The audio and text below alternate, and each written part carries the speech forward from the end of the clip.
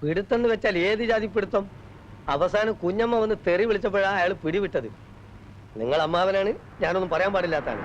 എന്നാലും ഞാൻ പറയണം, പിടിച്ചൊന്ന് പൊട്ടിക്കണം എന്ന് എനിക്ക് തോന്നിയതാ. പക്ഷെ അയാളൊരു SI അല്ലേ, ഈ കാക്കി വേഷത്തിനൊരു മാന്യത നമ്മൾ കൊടുക്കണല്ലോ. അതുകൊണ്ട് ഞാനങ്ങ് ക്ഷമിച്ചു. ഇതൊക്കെ ഇപ്പൊ എവിടെ നിന്ന് കയറി വരുന്നു? ഒരമ്മാവൻ. എന്തമ്മാവൻ? ഈ അമ്മാവന്റെ ഫുൾ ചരിത്രം കുഞ്ഞമ്മ എന്നോട് പറഞ്ഞു. മോഹൻ സാറിനും ശ്രീദേവി അമ്മയുടെയും കല്യാണം നടക്കാതിരിക്കാൻ അതിശക്തമായി പാരവെച്ച വിദ്വാനാണ് അത്ര ഇദ്ദേഹം. അതുകൊണ്ടായിരിക്കുമല്ലോ ഇതുവരെ ഇങ്ങോട്ട് വരാതിരുന്നത്. വരാൻ മോഹൻ സാർ സമ്മതിച്ചില്ല. ഡാഡി സമ്മതിക്കാത്ത ആളുകളെ നമുക്കും വേണ്ട.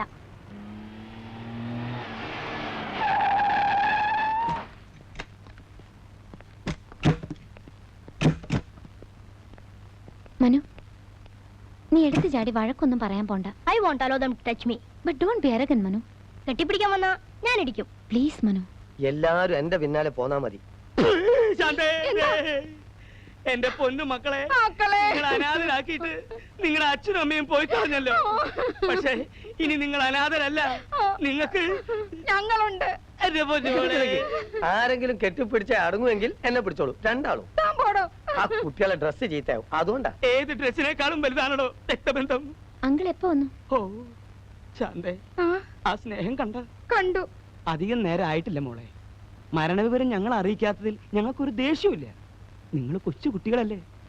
പക്ഷെ ഇവിടെ വന്ന് കയറിയതും ഇവൻ എന്റെ തന്തയ്ക്ക് വിളിച്ചു. നമ്മുടെ വീട്ടിലെ വെറും ഒരു ശമ്പളക്കാരനല്ലേ ഇവൻ. ഇവൻ ഇത്ര അധികാരം കൊടുത്തതാരാ? ആളറിയാതെയല്ലേ അങ്കിൾ, ഞങ്ങൾ പോലും അങ്കിളിനെ കാണുന്നത് ഇപ്പോഴല്ലേ. അത് നേരാ. എന്റെ കയ്യിൽ നിന്ന് ഈ വീടിന്റെ അഡ്രസ് എങ്ങനെയോ കളഞ്ഞു പോയി. അതുകൊണ്ടാ ഇതുവരെ വരാതിരുന്നത്. ഇവിടത്തെ സ്വത്ത് മോഹിച്ചിട്ടൊന്നുമല്ല ഞങ്ങൾ വന്നത്. അങ്ങനാരും പറഞ്ഞില്ലല്ലോ. ഉള്ളിലിരിപ്പ് പുറത്തു പറഞ്ഞു പോയതാ. ഞങ്ങൾക്ക് ചെമ്മീൻ കമ്പനിയും വേണ്ട, എസ്റ്റേറ്റും വേണ്ട, ഒന്നും വേണ്ട. ഞാനൊരു SI യാ.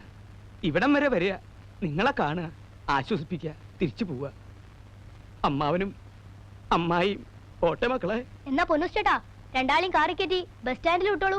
ഓ എന്നാ പോവല്ലേ, താമസിക്കണ്ട. എന്നാ പെട്ടിയെടുത്ത് ശാന്തേ.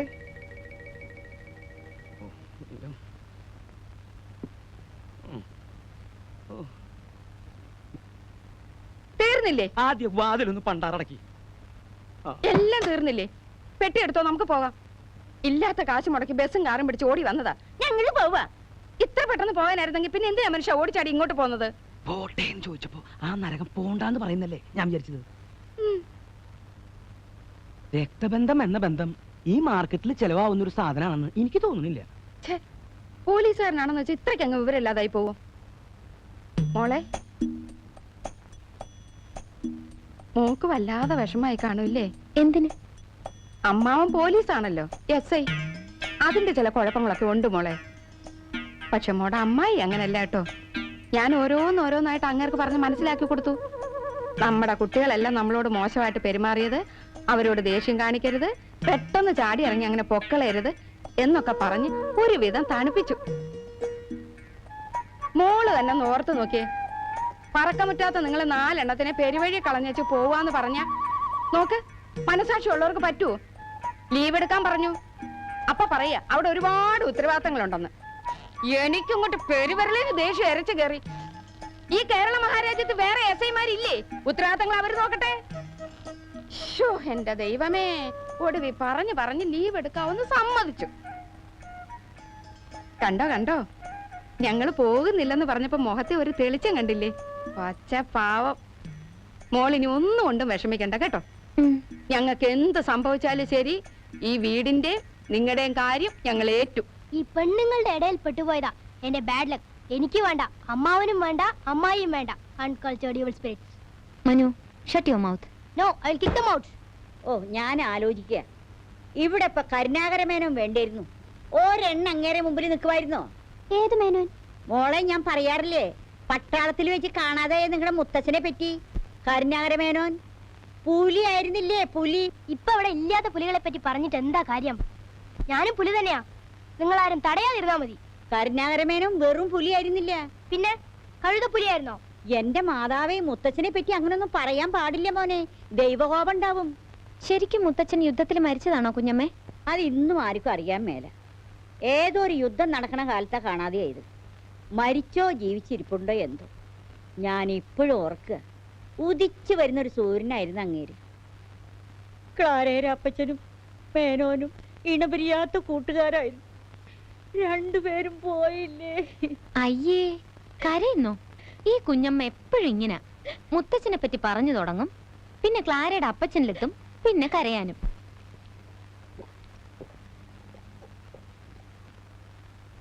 പിന്നെ ഈ രാത്രിയിലത്തെ ഭക്ഷണം നാക്കെ വെക്കാൻ കൊള്ളത്തില്ലായിരുന്നു. ഒരുമാതിരി വേഗാത്ത അരിയും കുഴമ്പ് പോലത്തെ കോഴിക്കറിയും. അല്ല, ഒന്ന് ചോദിച്ചോട്ടെ, ഈ പച്ചക്കറി അരിയും ഒക്കെ കൂടെ ഒന്നിച്ചിട്ടാണോ പുഴുങ്ങുന്നത് ജോലി എങ്ങ് തീർക്കാൻ? അയ്യോ, അതാ ഫ്രൈഡ് റൈസ്. എന്താ ഫ്രൈഡ് റൈസ്? എന്തു കുന്തോ, ഇത് വീട്ടിലോ മറ്റോ ആയിരുന്നെങ്കിൽ എന്റെ പപ്പൻ ചേട്ടൻ SI എടുത്ത് മുഖത്തോട്ടൊരു ഒറ്റ ഏറിഞ്ഞേനെ. പാവം പിള്ളേര് ഉണ്ടാക്കി കൊടുക്കുന്നതല്ലേ തിന്നാൻ പറ്റുള്ളൂ. പിള്ളേർക്ക് ഇഷ്ടമുള്ളത് ഇവിടെ ഉണ്ടാക്കാറുള്ളൂ. പിള്ളേരുടെ ഇഷ്ടം അനിഷ്ടം നിങ്ങളാണോ തീരുമാനിക്കുന്നത്? ആ, ഇപ്പൊ ഞാനാ തീരുമാനിക്കുന്നത്. എന്നാ ഇനി അത് നടപ്പില്ല കേട്ടോ. പെണ്ണും പിള്ളേക്ക് എന്താ വേണ്ടത്? പെണ്ണും പിള്ളയോ? ഞാൻ ആരാണെന്നാ നിങ്ങളുടെ വിചാരം? പിള്ളേരുടെ സ്വന്തം അമ്മായിയാ. എന്നാ അമ്മായിക്ക് എന്താ വേണ്ടത്? വേണ്ടത് വേണ്ടപ്പ പറയും. പപ്പൻ ചേട്ടന് രാവിലെ പൊടിയരിക്കഞ്ഞും പയറ് പുഴുക്കും നിർബന്ധ. ഉച്ചയ്ക്ക് ഞങ്ങൾക്ക് രണ്ടാൾക്കും കോഴി ബിരിയാണി വേണം. അതിന്റെ കൂടെ നാരങ്ങ അച്ചാറ്, ഉള്ളി അരിഞ്ഞ് തൈരിലിട്ടത്, ചമ്മന്തി, പപ്പടം. എടി ക്ലാരേ, എന്താ അമ്മച്ചി? നിന്റെ കാര്യം ആലോചിക്കുമ്പോൾ അമ്മച്ചിക്ക് വിഷമം. എന്ത് വിഷമം? നിന്റെ കെട്ട് കഴിയുന്നതിന് മുമ്പ് മിക്കവാറും അമ്മച്ചി ജയിലിൽ പോണ്ടി വരും മോളെ.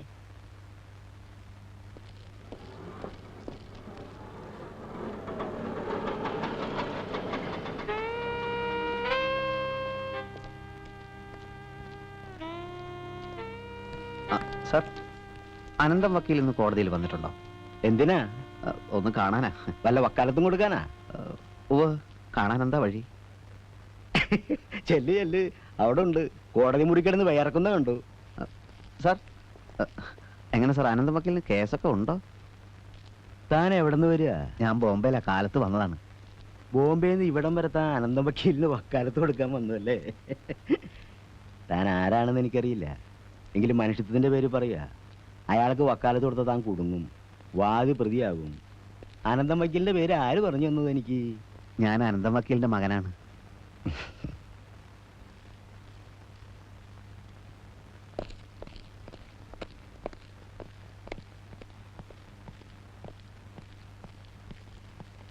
താൻ ഒരു കാലത്തും ഗുണം പിടിക്കില്ലടൂ. തന്റെ പിടിപ്പീടുണ്ടല്ലേ എന്റെ അനിയൻ ഈ ഗതിയിലായത്.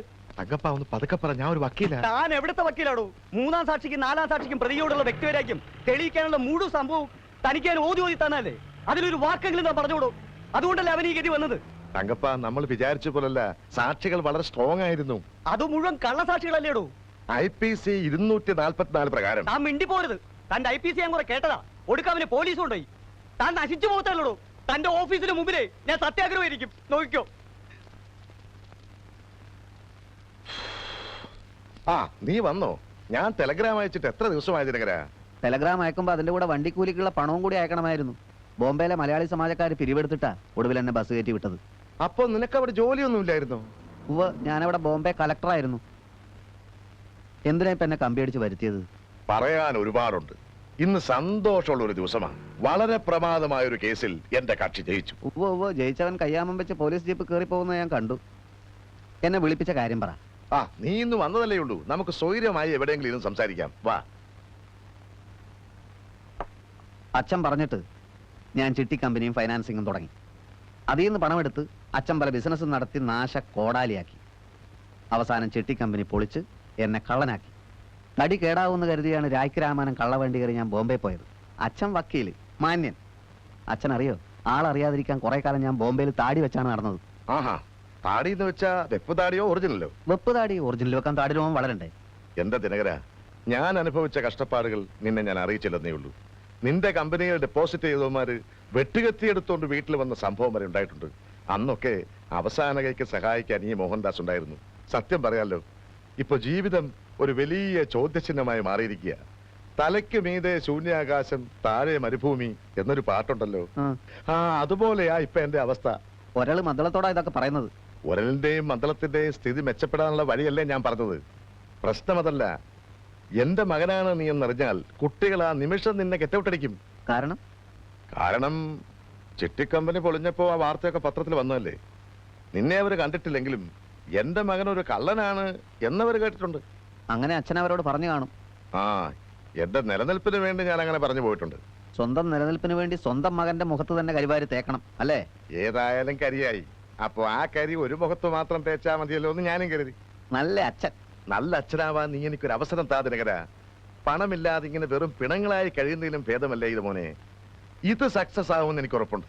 കാരണം കുട്ടികൾ 4 എണ്ണത്തിനും എന്നെ അത്രയ്ക്ക് വിശ്വാസം